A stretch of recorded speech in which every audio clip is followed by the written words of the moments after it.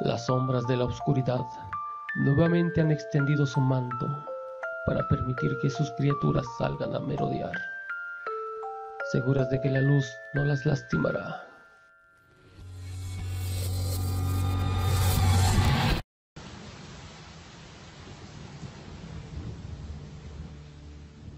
Con sus 9 años de vida, Charlie ya había pensado a menudo sobre aquella vieja puerta, erguida en medio del pasillo, de camino a su habitación.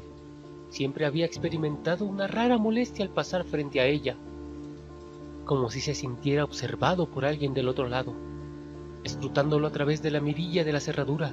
Varias veces le había sucedido de darse vuelta de pronto con la sensación de que lo espiaban, encontrar la puerta cerrada y, sin embargo, sentir que algo escurridizo había desaparecido y que el vacío que lo envolvía era reciente. La presencia de la puerta y cierta profesión en su carácter fueron horadando los nervios del pequeño Charlie. Al principio esa molestia se traducía en ahogos y repentinos ataques de asma, de lo que ya era víctima desde muy temprana edad. Con el paso del tiempo, esta perturbación se fue convirtiendo en un miedo ciego y sin sentido, llegando al extremo de que ni siquiera poder dirigir la mirada hacia donde se encontraba la causa de su tormento, hasta que esa sensación mortificante se convirtió finalmente en puro terror. Sudores fríos le recorrían la piel cuando, inevitablemente, debía pasar frente a la condenada puerta, y cuando llegaba a su habitación se tiraba en la cama, agitado con la taquicardia, envolviéndose en las sábanas, y desde sus ojos cerrados veía crecer en la oscuridad sombras alargadas que murmuraban y se burlaban de él, de su miedo. Pero todo eso ya había terminado. Se dijo Charlie, parado frente al corredor que se extendía frente a él, desafiante. Cuando comenzó a caminar hacia la puerta, sabía que no debía mirar hacia atrás, porque no sabía más que eso, pero lo sabía, y comenzó a caminar decididamente, con los ojos fijos en el fondo del corredor. Poco a poco se fue sintiendo más aliviado. Al fin, llegó hasta la puerta y se detuvo frente a ella. La puerta se abrió lentamente y sin ruido, apenas unos centímetros, mostrando el interior de una alcoba en sombras, bañado por la luz montesina del pasillo. Cuando sintió que algo se agitaba en silencio que lo rodeaba, y desde la oscuridad profunda que se percibía a través de la puerta entreabierta, brotó la voz. Hola, Charlie. Era una voz grave y pausada. Parecía amigable, pero por alguna razón, esto desconcertó al pequeño Charlie. Finalmente, la obsesión que lo había martirizado durante tantos años, ahora estaba frente a él. Charlie sintió que su corazón se hacía pequeño y duro como una piedra, y los músculos se le contrajeron en un espasmo helado. Sin embargo, no sentía miedo, de eso no tenía ninguna duda. Sabía que estaba a punto de asistir a una revelación por la que había esperado mucho tiempo, y que ya no había marcha atrás. Con el mismo tono pernicioso, la voz prosiguió. No tengas miedo, Charlie, de cómo te sientes, y no te culpo. Estás en todo tu derecho. Conozco perfectamente por todo lo que has pasado. Sé cuáles son tus sentimientos, dijo la voz sin inflexión, y luego, con tono cómplice, agregó. Esos chicos en la escuela no te tratan muy bien, ¿verdad? Te molestan, se burlan de ti. El callado, el tartamudo Charlie, el tonto Charlie. ¿No te gusta que te llamen así, no? No, no me gusta, respondió Charlie negando con la cabeza. Y esa maestra fastidiándote a diario, continuó la voz. Siempre te hace quedar mal frente a tus compañeros de la clase, con sus teoremas y geografía, con sus libritos y guardapolvos blanco. Esa bruja con cara de sapo debería reventar, ¿eh, Charlie?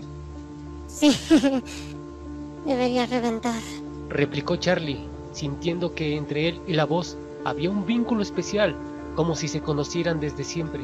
La voz hizo una pausa y Charlie se quedó rumiando las últimas palabras sin quitar los ojos de la puerta. Luego, la voz rompió el silencio bruscamente, pero ahora se había vuelto ronca y distante. Pero eso no es nada comparado con lo otro, ¿verdad? Lo otro, Charlie.